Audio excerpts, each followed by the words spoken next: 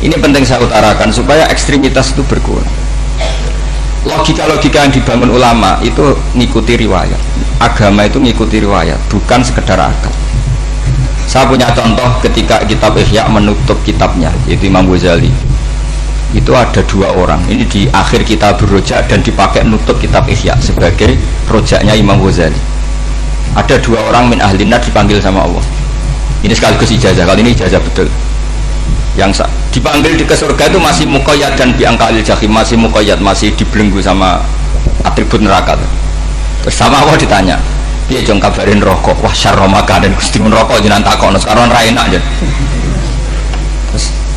Terus kata Allah, ya sudah kamu kembali ke sana karena kamu memang orang fasik.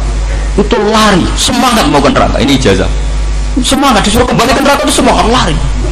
Allah tanya, lu Jong kenapa kamu semangat? Ya Allah, saya ini sudah kapok. Dulu ketika di dunia kamu perintah, kau perintah saya tidak semangat. Maka kali ini jenengan perintah saya semangat. Karena saya sudah kapok. Setiap kau perintah saya ada lari semangat ke neraka. Nah barokahnya semangat masuk neraka ini kata Allah, ya sudah kamu di surga saja. Maka ijazah nanti kalau ada pengumuman silahkan masuk neraka, kamu harus lari sekencang-kencangnya. Karena itu perintah Allah, apa?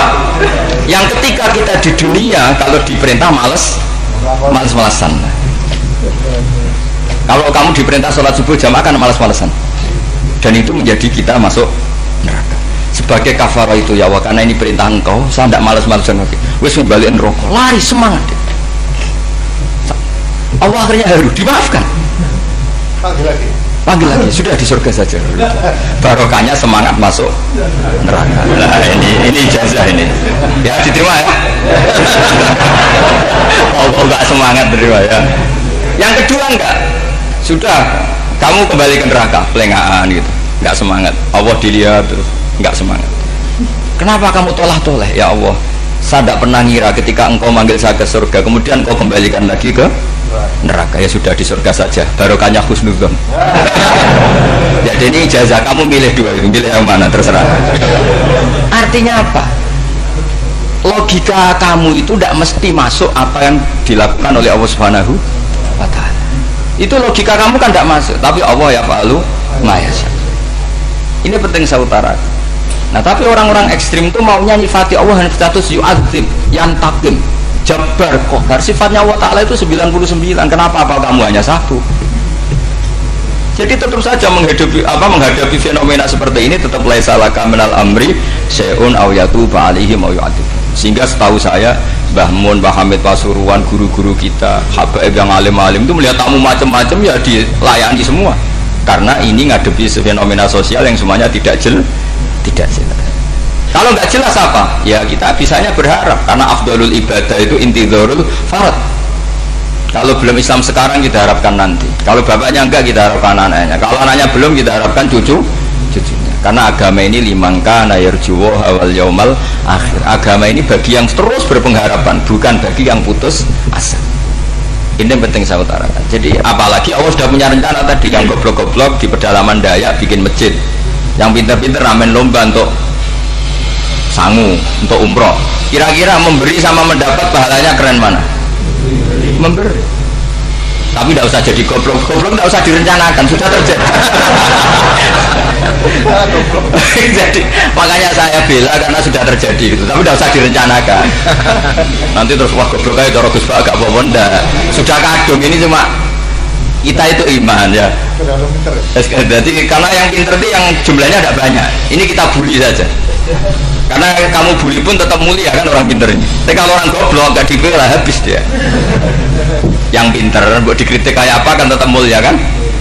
Lah yang muji sudah banyak saya ngeritik saja lah. Ini tidak akan jatuh. Tapi yang goblok ini kan nggak ada yang bela. Saya sebagai umatnya Rasulullah, pecinta umat Rasulullah tak bela, tenang saja. Ada hikmahnya apa? Hikmahnya orang goblok.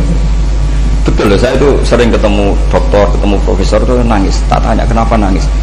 Bapak saya itu petani, saya di Jogja sampai jadi dekan, jadi rektor. Tapi saya sekarang rektor, anak saya sekedar SMP naik itu sudah senang. Nggak dengar kabar ketangkep BNN sudah senang. Padahal saya ini ahli metodologi. Ternyata pinter bapak saya.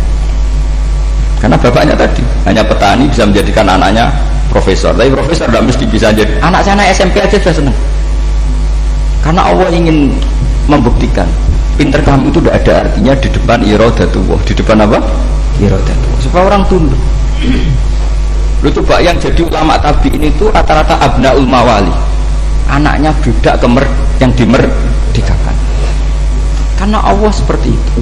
Ada yang tokoh yang tadi zuriyatam ba'duha min ba'd, itu harus kita jaga.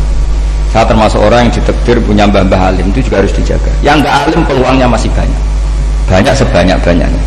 Asal tadi lewat jalur sregep, dan kalau butuh ngaji saya nanti tak ajari robbana ma khalaqta hadza napa. Karena ayatnya gitu, min dzurriyyati Adam wa mimman hamalna ma'anu wa min dzurriyyati Ibrahim wa Israil. Terus terakhir ditutup wa mimman hadaina wajtabaina. Itu umum. Tidak jalur nasab, siapa saja yang hadaina wajtabaina. Ini penting saya utarakan, jadi ini sebagai penutup tak baca teks Arabnya supaya kita dapat barokah jami'ul kalim. Karena sebarokah-barokahnya bahasa Jawa atau bahasa Indonesia masih barokah bahasa Arab.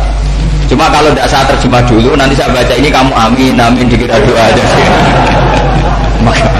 Makanya ini diterangkan dulu biar gak korban apa? Diamini. Karena saya ini pernah Jumatan di satu kampung, imamnya itu sepuh.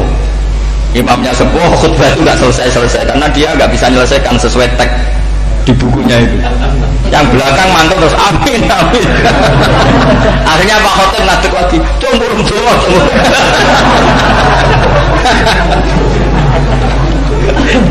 Ya ini masih teks Arab, yang belakang sudah apa? Amin. Ya saya baca. Yang disimak. Bismillahirrahmanirrahim. Wa ruya ana arabiyan ja'ahu yatlubu minhu syai'an fa'ata. Tsumma qala ahsantu ilaika. Dikasih sesuatu ya tadi saya contohkan, misalnya dikasih hanya 10.000. Qala al-arabiyullah wala ajmalta, kamu ya belum berbuat baik. Fa ghadibal muslimun wa qamu ilaihi. Orang-orang Islam marah besar karena Nabi dikomentari la ajmalta, kamu tidak orang baik. Fa asyara ilaihim an kuffu. Kata Nabi, jangan kamu pukulin.